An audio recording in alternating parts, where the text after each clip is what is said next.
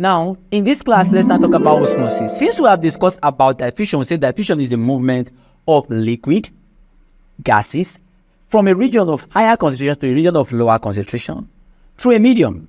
So, please take note that osmosis first is a type of diffusion. What I say, osmosis is a type of what diffusion is a mentality you have, because in osmosis we are focused on water. But in diffusion, we have talked about diffusion contains gases, it contains water, and we say sometimes of liquid. So because osmosis is just focused on one aspect of diffusion, we say osmosis is a type of diffusion. This, of course, will be our lesson 11. Do you understand that? Now, what is osmosis? First, let's give an introduction. That introduction is not a definition, it's an introduction. Now, let's explain that. Take note that osmosis is defined as the diffusion of water molecules across a semi-permeable membrane. Now, we said this is not the actual definition. This is an introduction. What does that introduction tell you? First, we are trying to tell you that osmosis 1 is a type of diffusion. That's why I said it is defined as the diffusion of what. Now, what are we focused on? We are focused on just water. In diffusion, we are focused diffusion. We talk about gases. And we talk about liquid. And water can be liquid, right? But in osmosis, we are just focused on water. I gave you bad code to remember examples of osmosis. You just hear gases, you just hear nutrients. All the past question, you just say sound, you just pass and you go. Actually, there are 73 past questions under this topic. So, osmosis can be defined as a diffusion. And number 3 thing we talk here is that there's a membrane. In diffusion, there's no membrane. We said across through a medium. So, 3 things here we're talking about. Number 1 is a type of diffusion. Number 2, it is just focused on water. So remember the water molecules. Number 3, it got involved in a semi-permeable membrane. This is not the definition of it, it's just an introduction. Now from this I also want you to know there are some golden facts I want you to hold in osmosis. Number 1, that osmosis is a type of diffusion. I call them golden facts. And number 2, it occurs where there is differences in concentration gradient. That is, it does not occur when the two gradients or the two concentrations are same. It has to be from a lower concentration to a higher. That means there must be difference in one must be high, the other one must be low. Both of them must not be same. So that's why we say it can only occur when there is difference in concentration gradient. That is, from a higher concentration, and one must be higher, the other must be lower. So number 1, we said it's a type of diffusion. And number 2, it occurs when there is difference in concentration. And number 3, until equilibrium is reached. Osmosis is maintained until equilibrium is reached. Until equilibrium is reached. If equilibrium has not reached, it will not stop. Water will keep moving until both of them balance. One is higher, one is lower. Water will keep moving until both of them have the same concentration. So until equilibrium is reached. Give me the 3 golden facts about osmosis. Number 1, it's a type of diffusion. Number 2, it occurs when there is difference in concentration. That means one is higher, the other is lower. Number 3, until water will keep moving until equilibrium is reached. 3 good impact. If you say, what is this guy saying? Let me strike a past question. WAEC 1989 question 3. The question says that which of the following statement is not true of osmotic process? Option A, there must be a selective permeable membrane. Yes. Is there a membrane? Yes, because we said that there must be a membrane, semi-permeable membrane. So there must be a selective membrane. Option B said the two solutions must be of different concentrations. Initially, we said yes, that one must be higher, the other must be lower. Is that correct? Option C said that it involves the movement of water molecules. We have established that.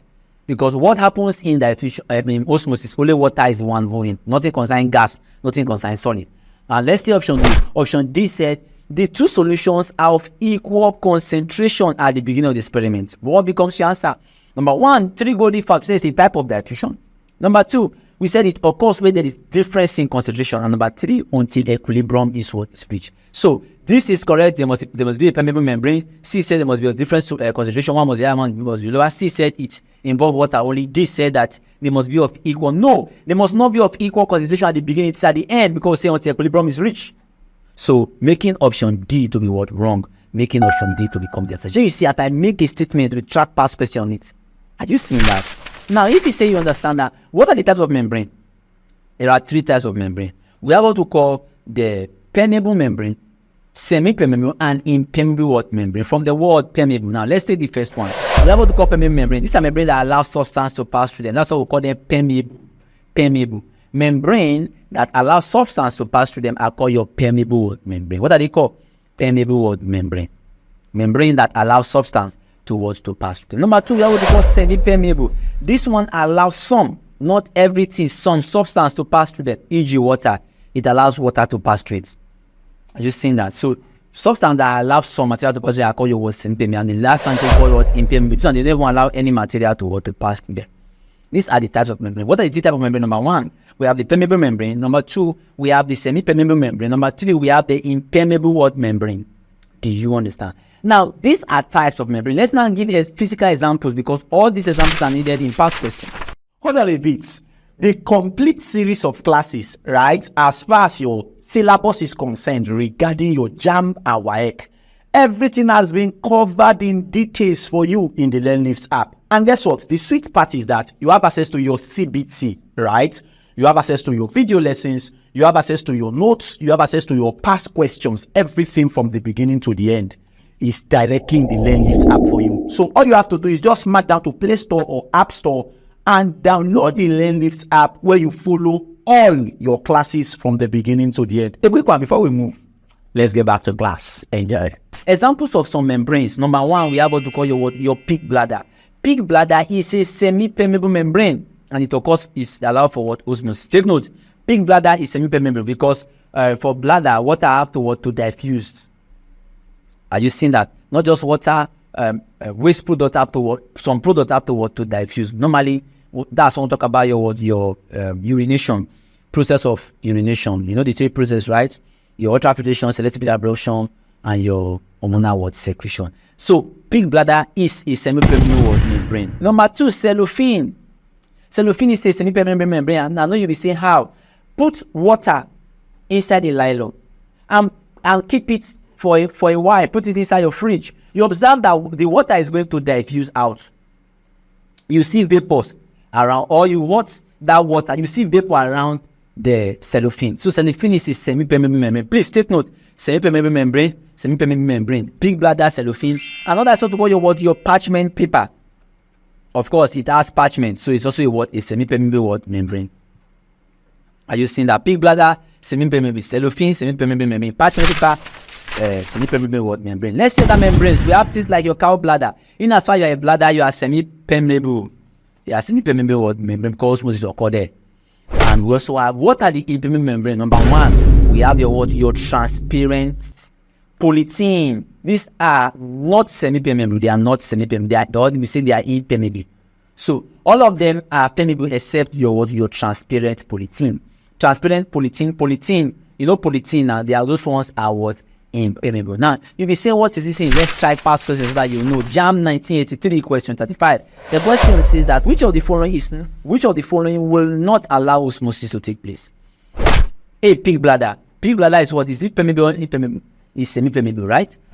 Cellophane, parchment paper, transparent polythene, and option E, talk about cow bladder. We said that in as far as a bladder is semi-permeable, so osmosis will occur. Osmosis occur is semi-permeable membrane. So pig bladder, also bladders. What about cellophane, semi-permeable? What about parchment paper? We said the one that is not permeable, that is not semi-permeable to water, that is not a semi-permeable membrane, is your transparent, polythene. Do you understand? It's not semi-permeable. And osmosis only takes place in semi-permeable membrane, making option D to become the answer. Are you following the class? Do you understand that? Let's see why 2020 question 9. The question says, which of the following materials is not a living semi-permeable membrane? Now, they say it's not a living. That means it's possible that all of them can be semi-permeable membrane, and all of them are living, but there's one that is not living, that is non-living. Let's see option A, pig bladder. Okay. B, unripe or fruits. C, talk about yam tuber. You talk about sheet of what? Cellophane. Let's see. Pig bladder is found in living, so it's living. Unripe purple, that's found in living. Yam tuber permits osmosis. We're going to see that experiment. So it's a semi-permeable membrane, so it allows. So the one we said that is not a non-permeable membrane is your polythene. Polythene is not permeable membrane. It's not semi-permeable. But cellophane is permeable, but polythene is not. But this one, they're asking you for living. This one is dead. Do you understand? It's not living. Making up some big to become the word, the answer. Now, let's explain this. Please, this is where the teaching majorly starts. Settle down and follow me. Now, first of all, before we explain what you can see here, what is a solution? A solution consists of two things. Number one, solute plus solvent. A solution consists of both solute and solvent. Now, what is your solvent? Solvent is water. What is solute? Solute can be sugar. So sugar plus water is called solution. Everybody, what is a solution? A solution comprises of your solutes and your solvent. Now, if we now say that we have higher concentration, and we have lower concentration, please let's explain this. Follow me. If a solution is higher, it means that if a solution is higher, it means that higher concentration, it means that the solute, which is the sugar, is higher than the what? Than the solvent. Because the solute is higher than the solvent, it means it's a high concentration. What we are saying is that that solution, that thing is very sweet. Sugar is more than water. That's higher concentration. But when we say lower concentration, it means that the solvent, which is the water, is more than the solute. So the sugar is low, but the water is what is high. Do you understand what we call high concentration and low concentration? This is the format to know and understand it. Solution comprises of solute and solvent. So we say if our solute is sugar and our solvent is water, if you mix them, this form solution. If we say the solute is high concentration, it means that the sugar is more than the water. If we say it's low concentration, it means that the water is higher than the sugar. So let's say we have two solutions, solution X and solution Y. Are you seeing that? And there is a membrane. This membrane you can see is a semi-permeable membrane. You can see this center, this thing dividing it. Now, what can you see? Let's say that our solution Y has, let's say our solution Y has a low concentration. And solution S has a high concentration. Now, if solution X, between solution X and solution Y, who has more water? The guy that has low concentration has high water. Because for you to be low concentrated, it means that your solvent is more than your solute. So the guy with the X solution has what? Has a high concentration. That means the solute is higher than the solvent. So what's now equilibrium? This guy has more water. This guy has low water. Water, you can see that more water is now leaving from solution Y. You can see the arrow. The arrow is telling you that more water is moving from solution Y to solution X. That doesn't mean that water is also moving from solution S. You can see the small arrow. The small arrows are from solution S to solution Y. But more water is moving from solution Y to solution what? X. While less water is moving from solution X. Because solution Y has more water, it is low concentration. While solution Y has a high concentration. So both of them keep moving until the concentration of solution Y and solution X are now safe. That's when we say osmosis will end, because we say osmosis end when your equilibrium is what is attained. Please, do you understand this simple explanation? Where will water move from? Water will move from the guy of low concentration, because the guy of low concentration has more water, while the guy of high concentration have less water. So water will move from the guy that has plenty water to give to the guy that have low water. That's what we call osmosis.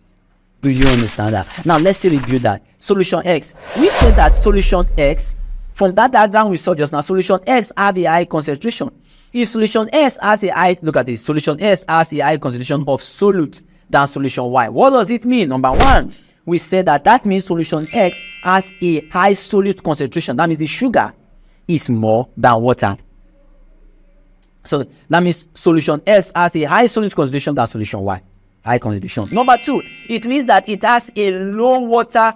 Now we hardly use concentration for water. Water we use volume.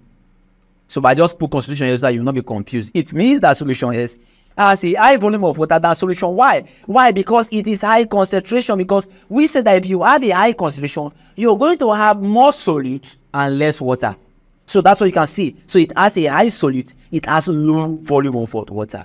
And number 3, constant question. Know that the guy with the high solute favors the guy with the high osmotic pressure.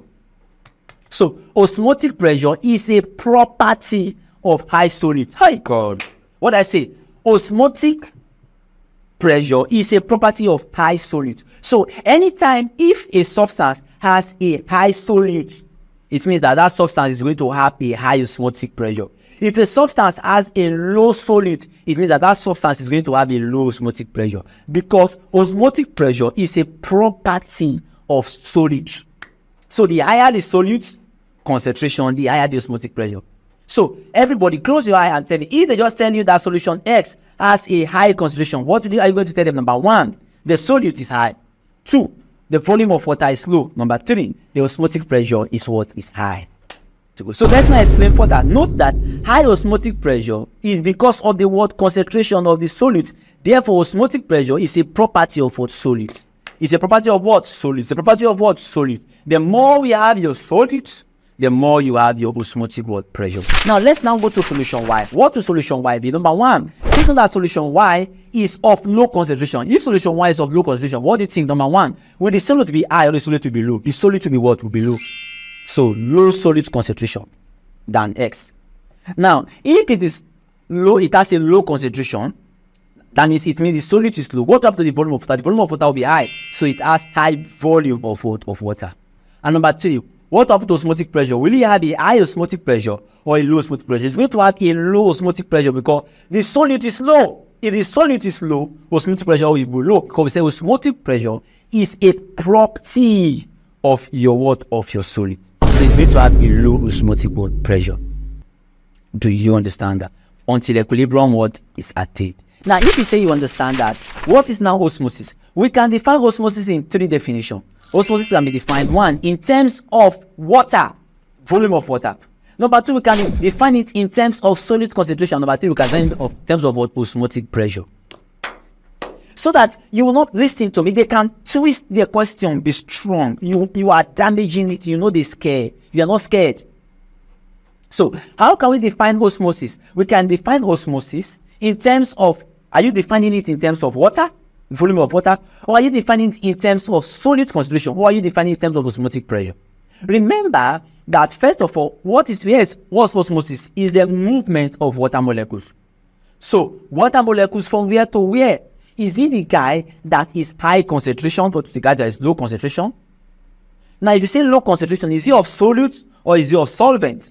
Because we said that if you are highly concentrated, it means that you have high solute and you have low water. But if you are low concentration, it means you have more water and you have what?